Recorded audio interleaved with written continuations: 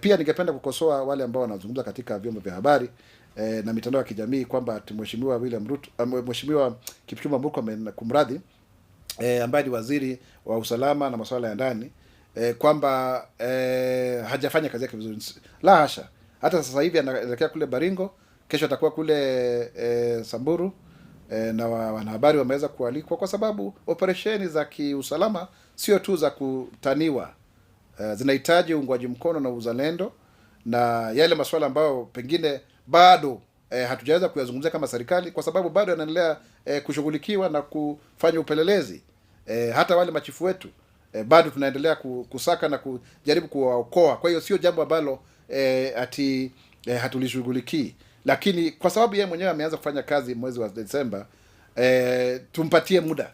Sio rahisi kwanza kusema kwamba, na sio vyema kwanza kusema kwamba ameshindwa na kazi. Anafanya ile kazi, ni kazi ambayo inahitajika kuwa kila mahali. Ukiangalia hata naibu rais Kithure Kindiki ilikuwa vile vile, alikuwa kila wakati kwenye ndege. Mimi mwenyewe nilikuwa nampigia simu, napata kwenye ndege huku operesheni. Na tumefanya kazi nzuri sana kama kule msitu wa Boni. Tumeweza kuhakikisha kwamba upande ule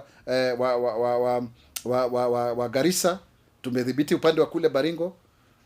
Tumeweza kusaidia watu wengi sana kama serikali, hata wakati wa maporopoko ya ardhi kule Mai Mahiu na kadhalika. Tutasonga mbele kwa sababu tunataka kila Mkenya awe yuko salama, ili tuweze kufanya kazi zetu vyema na kuweza kuishi maisha yetu bila wasiwasi. Asante sana.